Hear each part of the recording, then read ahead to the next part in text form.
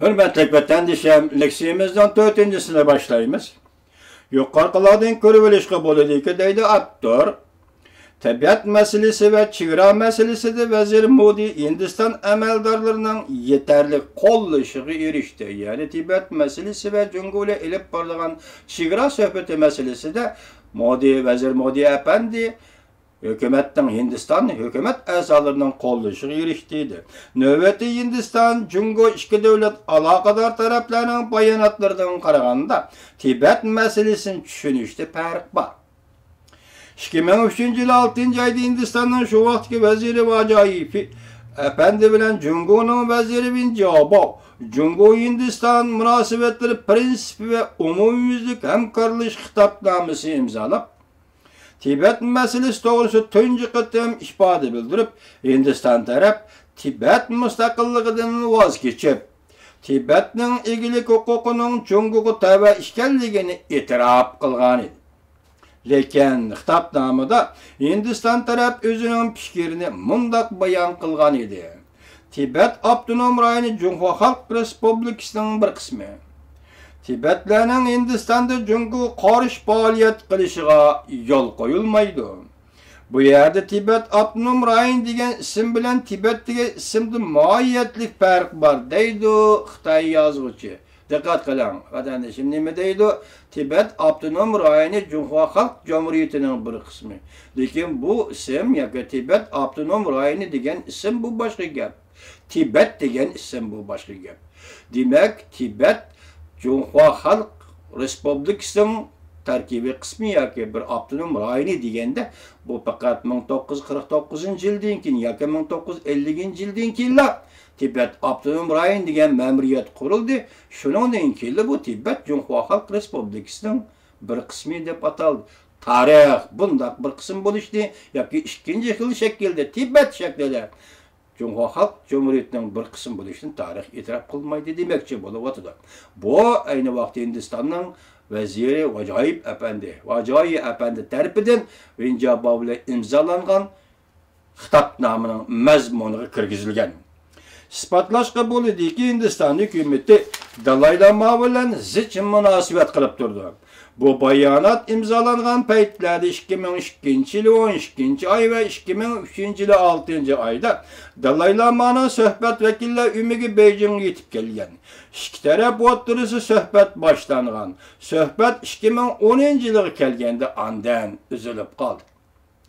2002 yılı başlangan söhbet 2010 yılı 8 yıl 9 yıldan keyin 2010 yılı kelgende Cungo ile Tibet o'rtasida söhbet üzülüp kaldı. Abdur davamlaştırıp mındaqdaydı. Vezir Modi Efendi çevre meselesini Cungo ile Hindistan o'rtasida chegara meselesini aktif hal qilish ve Tibetga berib tavop qilish arzusini bildirganda Dalay Lama bilan Tibet sargardon hukumatining o'rtasida ve Cungo hukumati bilan o'rtada bo'lgan munosabatlarda nozik o'zgarish o'rtaga chiqdi. Demek aldığımızda 5. ay 4. aylarda Vezir Modi Efendi Beijing'ni ziyaret kılışı mümkün. Bu ziyaret jarayonida o Tibetgili hasağı verip u yani hem ziyaret kılmakçı şunda teklifini oturup koyuptu. Bu kadar Hindistan'ın Tashqi ishlar ministri Swaraj Hanım Beijing'e kelgende oturup koygan teklif iken bu. Endi muşunundan deydi hazır Xitay yazgıcı deydi ki Tibet bilen onun işki kısmındaki özgürüş. Tibet bilen Cungo münasebetindeki özgürüşten qaragan vaqtida hazır bu özgürüş Hindistan, Tibet ve Cungo üçün aytganda intayin nazik bir özgürüş bulup kaldı devatıdım. Bolupmu Dalay Lama bilen Beijing o'rtasida qarama-qarshi bir-biriga yo'l qo'ymaydigandek ko'rinsimi, lekin arqa tarafdan bir-birini tushungan va dialoglashgan xabarlar uzilmay kelib turdi. Dalay Lama Cungo rahbarlariga aqlona pozitsiya ko'rsatdi. Hatto o'zining Tibetga qaytish mumkinligini tilga oldi.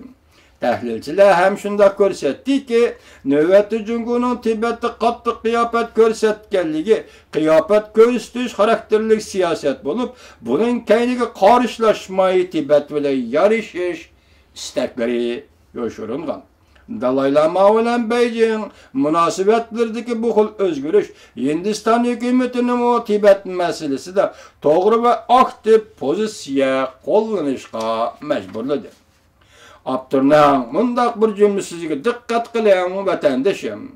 Yuqorqi özgürüşlerden başqa xalqaro munosabatlar vaziyatining o'zgarishi bu. Hindiston bilan Jungo o'rtasida chegara masalasi va Tibet masalasini hal qilishni ilgari surish jihatda muhit o'zgarishi hosil bo'ldi. Ya'ni xalqaroda muhit o'zgarishi hosil bo'ldi. Diqqat qiling vatandoshim.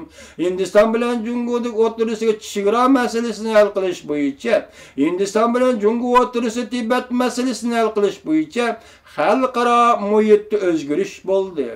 Dunyoviy muhitda o'zgarish bo'ldi. Bu fursat yetib keldi deydi. Demak, vatandoshim, Tibet masalasi hal bo'ladi. Bu siz diqqat qiladigan muhim nuqta vatandoshim. Tarixdan bir sizni o'yg'andi deb keldik. Sizmi qo'lingiz qurol olib, okop tushib, o'q otgan va davlat qurgan millat. Esingizde bak 33-yildagi davlat va 44-yildagi davlatni siz qurgandingiz. Ondan keyingi tarixdagi maxfiy va oshkor o'tirg'i chiqqani yo'q. Rus Sovet Xitoy shartnomasi bo'yicha Uyg'uristonning qandoq setilganligidan iborat tarixiy faktlar o'tirg'i chiqqani yo'q. Ahmadjon apandi qandoq o'ldirildi aeroplan voqeasida bu voqealar tarix sifatida o'tirg'i chiqqani yo'q. Bu meselelerge dikkat qiling. Tibet söhbeti başlandı. Tibet meselesinin hal qilinish payti yetib ketdi. Xalqaro muhit va xalqaro vaziyat o'zgarib pishib ketdi. Dikkat qiling vatandoshim. Jungo Hindiston chegara urushi portlagan yillarda Jungo Sovet munosabati yomonlashib ketgan. Amerika Sovetlar sovuq munosabatlar urushi oltida turadi. Jungo bilan Amerika dushmanlik kayfiyati ichida turadi. Shu vaqtda Hindistonning vaziri Nehru sovuq munosabatlar urushi vaziyatidan foydalanib, ittifoq tuzmaslik siyosatidan voz kechib, sobiq Sovetlar va Amerika bilan quyuq munosabat o'rnatib, chegara urushida bu ishga darajdan tashqari davlatdan aktiv qo'llashiga erishdi. 50 yil o'tgandan keyingi bugungi kunda kuchli siyosiy rahbarlar yana siyosiy sayliga chiqib, yangi rayon xarakterlik va yer shari xarakterlik vaziyatning taraqqiyotini ilgari surdi. Jungo Rossiya munosabati tarixning eng yaxshi saviyasiga yetib keldi. Amerika-Rossiya munosabati qatmanliq tushib qoldi. Amerika-Jungo munosabati hamkorlashish ichida yuqori ko'tarildi. Garchi kuchliklar siyosiy xalqaro elishda mavjud bo'lib tursa-mu, yer shari ko'p qutublashishga yuzlangan bir paytda Amerika-Jungo Rossiya davlatlari qatorida Hindistonning vaziri Modi apandi chetga chiqib qarab turolmaydi. Abdurrahman bu bir abzas sözünü tahlil qilsak, Tibet meselesi Amerika, Rossiya, Jungo, Hindiston tat davlatning hamkorlash ostida hal bo'ladi deganlikdan iborat bir ma'no o'tirg'i chiqamdi.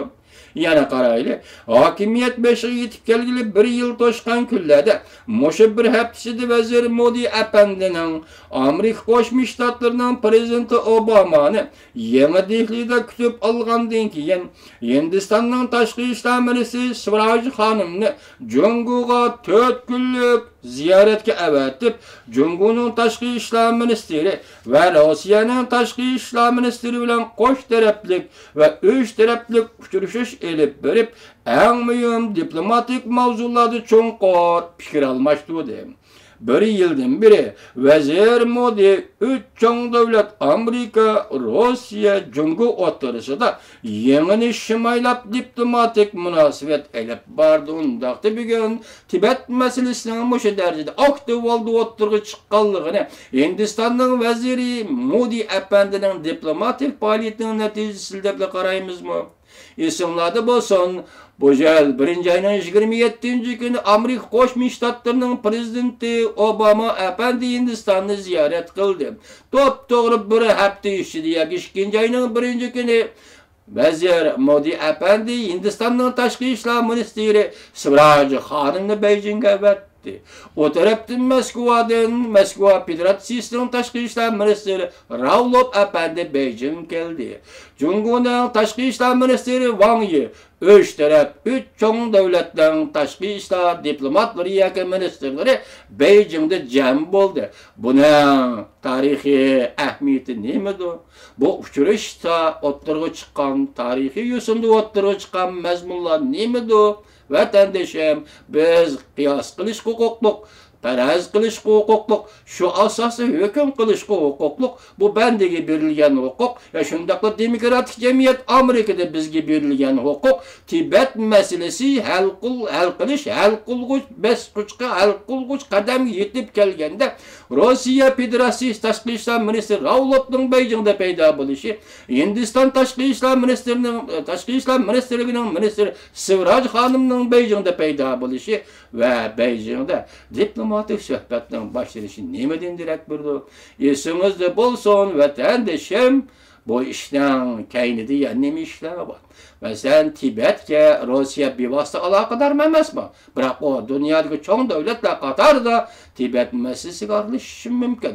Biroq Rossiya Federatsiyasi va uning avvalgi avlodi ajdodi Stalin Uyg'ur masalasiga tarixda qanday aralashganligini esingizdan hargiz chiqarib o'tmang. İşler murakkab, lekin murakkab ishlar oddiy deyiladi. İşler oddiy ham oddiy ishlar murakkab deyiladi. Buning sababi reallik, obyektiv dunyo sizdan, bizdan va har qanday bir kishining irodasiga biqinmay. Vaqt keldi, Tibet masalasi hal bo'ladi. Xudo shunday qilsin, bu yo'l ochiladi. Vaqt keldi, Uyg'ur masalasi hal bo'ladi. Bu noktada bizden işençimiz kamil. Rahmet vatandaşım.